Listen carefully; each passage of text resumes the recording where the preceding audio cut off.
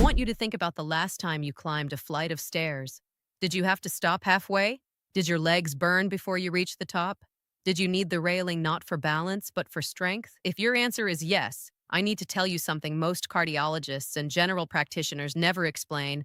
Difficulty climbing stairs in adults over 65 is not primarily a cardiovascular problem. It is a mitochondrial density problem. Research published in Nature Metabolism found that by age 65, the concentration of functional mitochondria in quadriceps muscle cells has dropped by nearly 40% compared to age 40. Mitochondria are your cellular power plants. Less mitochondria means less ATP, less energy. For every step you climb, I'm Dr. Laura Candy. Your legs are not giving out. They are running on less than half the power they were designed to produce. And today I am giving you the foods that rebuild that power. I am Dr. Laura Candy, physician, public health researcher, and for 15 years of clinical practice, I have been reviewing the primary research on mitochondrial aging and skeletal muscle. 15 years of clinical practice showed me that stair difficulty is the single most common functional complaint in adults over 65 and one of the least thoroughly investigated. Most physicians reach for a cardiac referral. The cardiac workup comes back normal or borderline, and the patient is told this is aging and to avoid stairs that make them uncomfortable. Harvard's research on mitochondrial biogenesis in aging muscle confirmed what the Nature Metabolism data established. Mitochondrial density in the quadriceps does not decline passively. It declines because specific signaling pathways that govern new mitochondria production, a process called mitobiogenesis, lose their activation efficiency. Those pathways respond to dietary inputs. The inputs most adults over 60 are not providing. What most cardiologists and general practitioners have never told you is that your stair problem has a nutritional address. Today that changes. Think of it this way. Each step of a staircase demands a short burst of high-intensity ATP production from the quadriceps and gluteal muscles. In a young adult with high mitochondrial density, those muscles produce ATP aerobically at a rate sufficient to sustain the effort. In an adult over 65 with 40% fewer functional mitochondria per cell, the aerobic ATP production rate cannot keep pace with the demand. The muscle crosses its anaerobic threshold within the first few stairs. Lactic acid begins accumulating. The burning sensation you feel is that accumulation. The need to stop is your muscle signaling that aerobic capacity has been exhausted. This is not a heart problem. Your heart may be delivering adequate blood to the legs. The problem is what happens to that blood inside the muscle cell. Clinical studies showed that muscle cells with reduced mitochondrial density extract oxygen less efficiently from the blood they receive. The fuel arrives. The engines are not there to burn it. And here is the clinical consequence that most people never hear spelled out. Every stair you avoid because of the burning is a stair that would have produced the adaptive signal to build more mitochondria. Avoidance accelerates the decline. The nutritional intervention is what breaks the cycle, and at the end of this video, I am going to reveal a drink that almost every adult over 60 thinks of as a digestive health food. Research published in the Journal of Dairy Science in 2021 found that a specific bacterial strain in this drink produces a measurable improvement in leg muscle strength and functional mobility in older adults. The mechanism runs through the gut, not the muscle directly. And it explains why some people who eat adequate protein still cannot build leg power on stairs. Stay until the end. If you are watching this and you are over 65, pay attention to every word coming next. The first food is beetroot juice, and I want to explain the mechanism precisely because the popular explanation stops one step too early. Beetroot juice contains inorganic dietary nitrates. Your saliva converts those nitrates to nitrites. In the stomach, nitrites convert to nitric oxide. And here is where the mechanism connects specifically to mitochondria. Nitric oxide, at low concentrations inside the muscle cell, increases the efficiency with which mitochondria use oxygen to produce ATP. The same mitochondria, with the same oxygen supply, generate more ATP when nitric oxide is elevated. This was confirmed by the University of Exeter in a Phase 2 randomized controlled trial examining dietary nitrate supplementation and physical performance in adults over 60. The trial specifically measured the oxygen cost of sustained physical effort. Participants consuming beetroot juice produced the same amount of work output with measurably less oxygen consumption. Their existing mitochondria were operating more efficiently. Think of it this way. Beetroot juice does not build new mitochondria. It makes the mitochondria you have now run better. It is the equivalent of a performance calibration for the existing engines before the new ones arrive. And on stairs specifically, the oxygen efficiency improvement translates to a higher anaerobic threshold before the burning begins. 200 milliliters of cold-pressed beetroot juice, 2 to 3 hours before any planned stair-climbing activity, not blended, not with dairy, which competes with nitrate metabolism. Straight, the University of Exeter timing data shows the nitric oxide effect peaks 2 to 3 hours after consumption. The second food is salmon, and the mechanism here targets the quality of each mitochondrion individually, not the density. The inner mitochondrial membrane is where the electron transport chain runs. That chain is the actual machinery that converts oxygen and nutrients into ATP. The composition of the inner membrane affects how well the chain operates. Specifically, the fluidity of the membrane determines how efficiently the protein complexes within it can move, interact, and transfer electrons. DHA omega-3 from salmon and other fatty fish is incorporated into the phospholipids of the mitochondrial inner membrane when consumed consistently. As DHA replaces saturated fatty acids in the membrane, fluidity increases. A more fluid membrane supports a more efficient electron transport chain. Clinical studies showed that omega-3 supplementation in older adults produced measurable improvements in mitochondrial function markers, specifically in skeletal muscle tissue. Think of it this way. The beetroot juice optimizes oxygen delivery to the existing engines. Salmon upgrades the machinery inside each engine. Higher membrane fluidity means each electron passes through the chain faster and more completely. More ATP produced per oxygen molecule consumed. 2 servings of wild-caught salmon per week, minimum, 150 grams per serving, with a fat-containing side to maximize DHA absorption into cell membrane phospholipids. Not farmed salmon if possible. The omega-3 to omega-6 ratio in farmed salmon is significantly less favorable. Now, those 2 foods address the efficiency of the mitochondria you currently have. Better oxygen utilization from beetroot, better electron transport efficiency from salmon. But here is where the picture becomes more complete, because efficient mitochondria are only half the solution. The other half is what happens in the first few seconds on the stairs, before the mitochondria even have time to respond. The moment you step onto a staircase, your muscle does not wait for mitochondrial ATP production. It draws first on phosphocreatine, a stored energy compound that provides immediate ATP for the first 6 to 8 seconds of explosive effort. If the phosphocreatine reserve is low, the first 2 or 3 steps feel disproportionately difficult.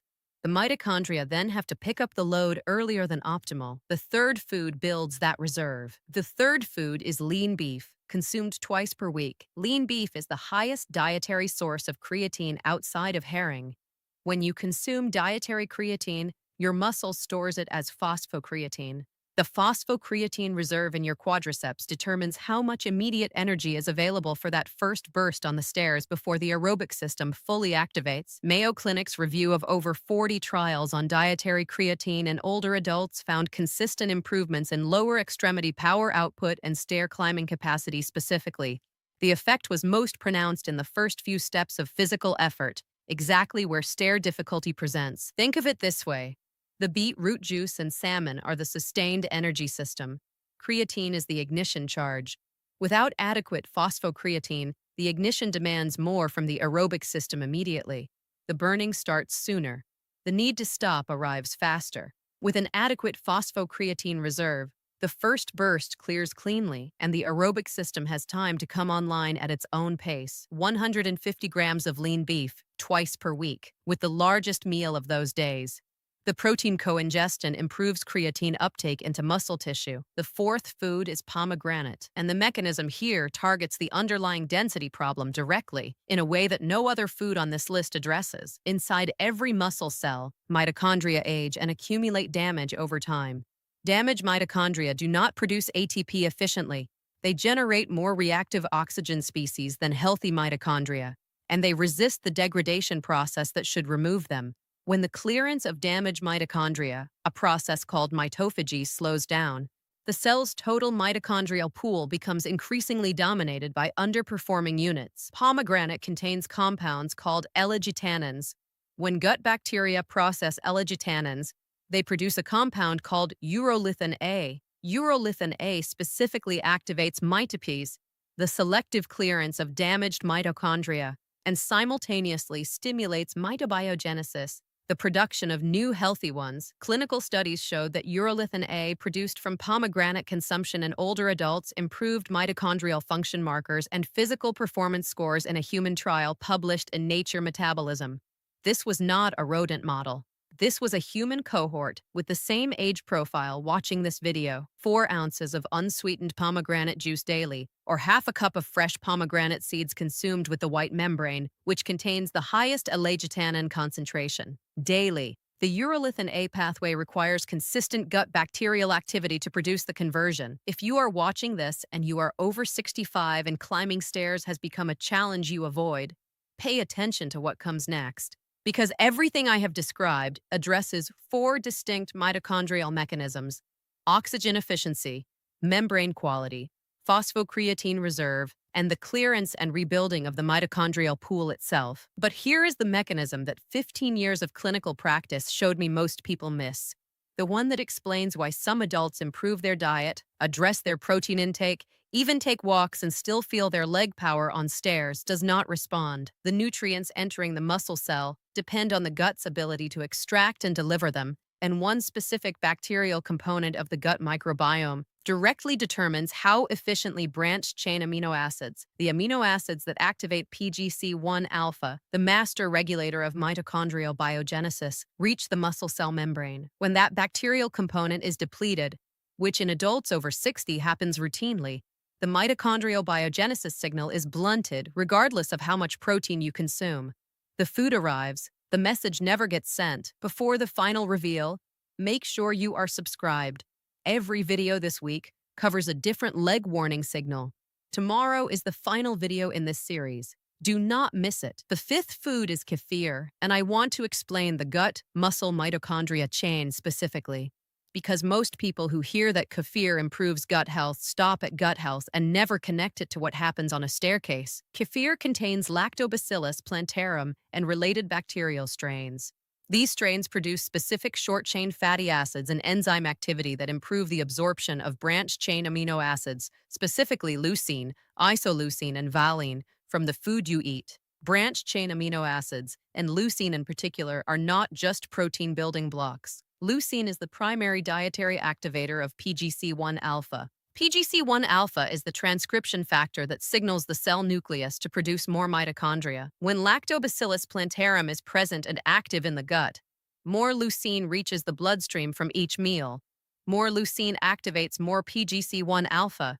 More PGC1 alpha means more mitochondrial biogenesis signal reaches the quadriceps.